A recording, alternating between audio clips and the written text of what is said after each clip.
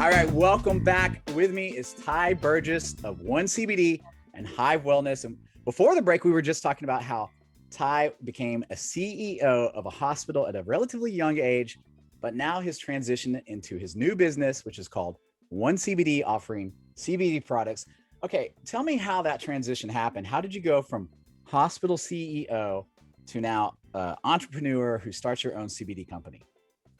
Well, let me just preface this by saying that I think as a society, we are trained or led to believe that medicine is Western medicine. My belief now is that good medicine is just good medicine. I think it's a combination thereof of Eastern and Western medicine or whatever modalities work.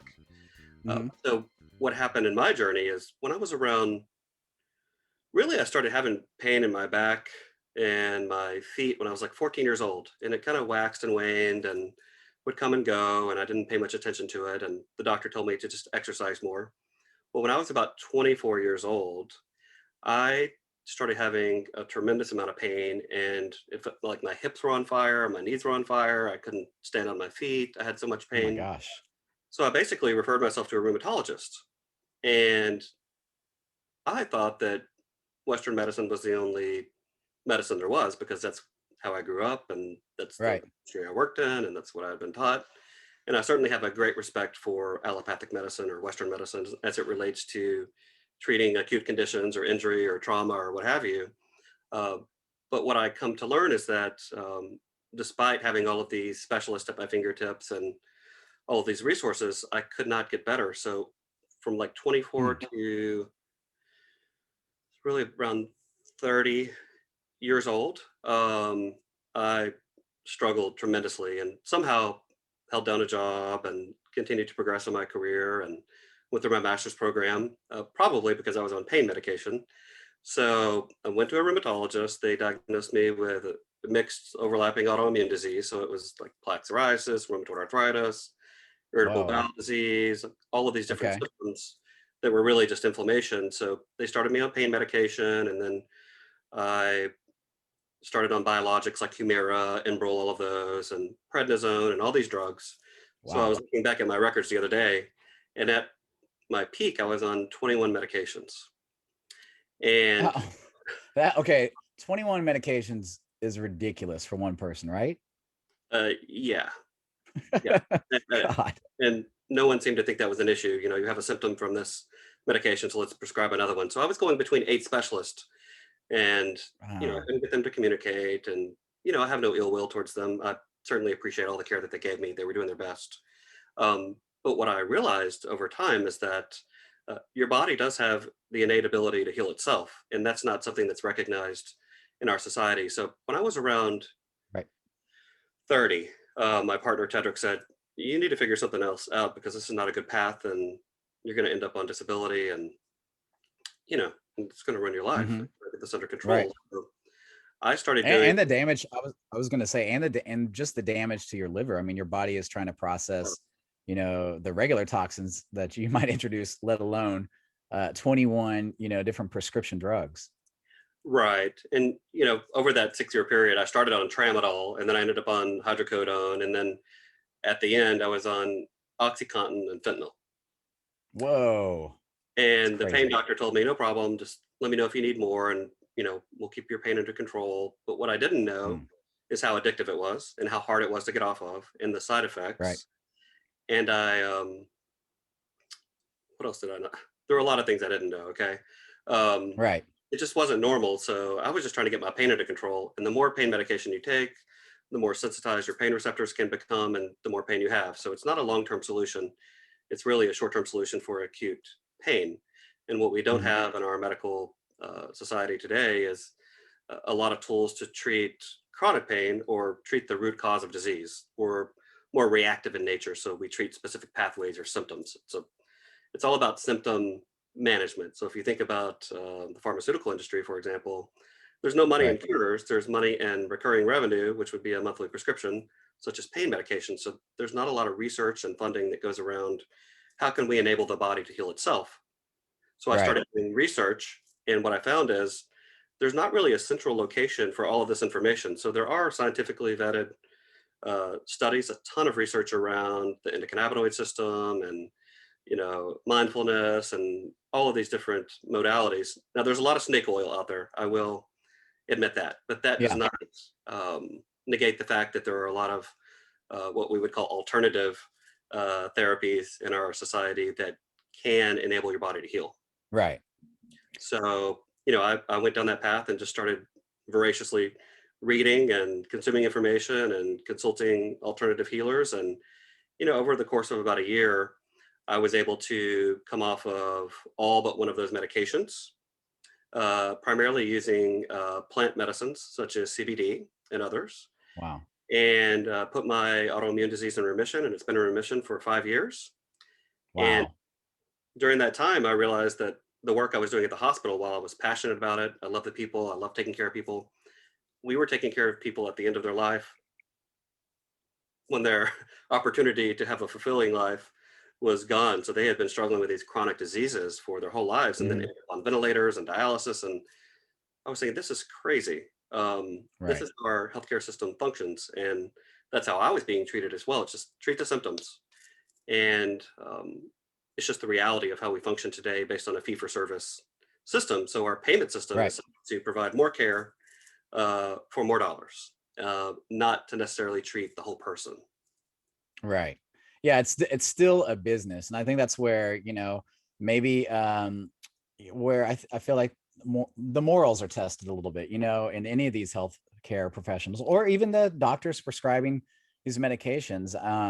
So you did your research. How did you make the jump into CBD? Well, I started using CBD to treat the residual withdrawal symptoms I had from coming off of opioids. Hmm. So I was having anxiety, I couldn't sleep, I was having residual inflammatory pain. And I tried several products and finally found one that really worked. And I was like, well, there's something to this. And that is a challenge with the CBD market because it's legal, federally legal, but not regulated as a supplement. So there's not a lot of quality standards with the products. But once you do find a product that works, it can make a tremendous impact. And um, well, I can't make any claims due to Yeah. yeah, Yeah, around but I'll say full disclosure. Yo, homeostasis. yeah, I was Yeah. gonna say, well, full disclosure, I use your products, and I have used other before. I had one CBD products. I had used other CBD products before, and honestly, I did think it was a little snake oil. I didn't feel like I got the right effects, but maybe it wasn't the right vendor. You, however, and one of the things I really like about one CBD and the products that you offer, they're third party clinically tested. And people should know at home too. I think there's so many weird myths about CBD. It's not THC, it's not marijuana, so it doesn't show up in drug Okay. tests. Mhm, It's not going to get you high. You mhm. can operate on CBD. So I think there's some misinformation, as far as those big facts out there, but there's also misinformation within the industry because there's been a lot of snake oil people out there. But one CBD, tell me about how you made sure you had the best product for one Right. CBD when you decided that. Yeah. So what I found is there are a lot of people looking to make a quick buck, and most people in the CBD industry are not from healthcare. So I'm used to working in a highly regulated environment. It's all about quality. Right. The approach is messed up, in my opinion. Yeah. Um, so I spent about 6 months researching CBD manufacturing and farming and processing and different routes of administration and what's most efficacious and reading studies and talked to many manufacturers and tested different products and uh, really looked for where are the downfalls and the gaps in the industry. And I think that a lot of companies have bastardized the industry, and it's unfortunate because the impact that it can have on people can be tremendous. So Right. I identified a manufacturer that we partnered with in Colorado, which is actually the largest manufacturer of hemp-derived products in the world. And they have a lot of quality measures in place that are consistent with what you would find in the supplement industry or the pharmaceutical industry. Nice. So consistent dosing, we double lab test all of our products. We look at the delivery method and absorption and all of that kind of stuff and what's most efficacious. So we're always developing new products to meet the demands of our customers. But so we chose that manufacturer and developed our brand and built out our website and all that stuff. So that took about another 6 months. So we went live in January of 2020 with 1CBD and have done quite well with it. And so we're online, direct to consumer. But you just want to make sure that whether you buy our product or another one, that it is organically farmed, because pesticides can get in your product, that it's lab tested, that has good reviews, and that it's a product that you can trust. Now, a lot of people confuse CBD with marijuana. So you want me to talk about that a little bit? Yeah, definitely. Sure. So cannabis is marijuana and hemp. Okay. So marijuana, the only difference is marijuana has about 20 to 30% THC based on today's genetics. Hemp has less than 0.3% THC. Now, THC, tetrahydrocannabidiol, which is what makes you high when you smoke weed, is a cannabinoid. And our body has an endocannabinoid system which regulates homeostasis or balance in the body. And THC is just one of those cannabinoids. So you have CBD, CBG, CBN, and then you have other compounds called terpenes, which is what gives it its smell. So basically, hemp is marijuana without the THC in it. So it will not make you high, but provides all the other benefits for helping balance your endocannabinoid system, which regulates homeostasis through all the body systems. Yeah, and I think there's a lot. Yeah, and I was gonna say, whether you're stressed out, for me, I had trouble just having an active brain all the time at night, and so I could take a little CBD gel capsules that you had, and those usually help me rest and relax. And what's great is I don't feel groggy the next morning. Like when I would take something like a not NyQuil, but like a Tylenol PM or something to help aid with that, I'd feel kind of sluggish the next day, and I never felt that from your CBD product. Yeah, I mean, you make your own cannabinoids in your body. So it actually stimulates the production of something called anandamide, which is Sanskrit for bliss molecule. Ananda means bliss and mide means molecule. So you already make your own endocannabinoids, but there's a mounting evidence and research that suggests that we can become endocannabinoid deficient due to our environment and stress and lack of sleep and chemicals in our food and all of that. So there's a lot of research out there that's even coming out saying that chronic fatigue and fibromyalgia could potentially be rooted in endocannabinoid deficiency. So the medical community is starting to catch on to this.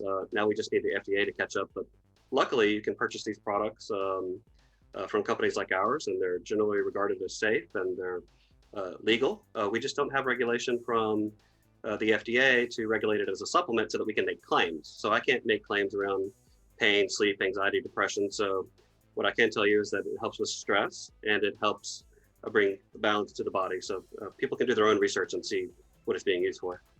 Yeah, and I would say, even just or try it and see how it does affect you, And what's great is I know we got to go to a quick 1 minute break, really quick, but I know there's so many myths out there about CBD. And so when we get back, I just want to talk about the top 3 myths about CBD, or, the top myths about CBD that you can debunk, and then talk about some of its benefits that maybe people don't know. So we're going to go to a quick 1 minute break, but we'll be right back with Ty Burgess of 1CBD and Hive Wellness to talk about CBD right when we come back with Out of the Closet Podcast.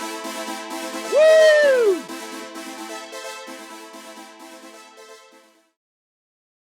Hi there, I'm Maylin Luke, owner of RustingPlantBase.com. I create hand-poured and hand-painted concrete planters and unique home goods in a variety of styles, colors, and also do custom orders. Just visit RustingPlantBase.com and use code OOTC to get free shipping on your order. Visit me on Instagram at RustingPlantBase for plant tips and tricks. Plant parents and aspiring plant parents are welcome.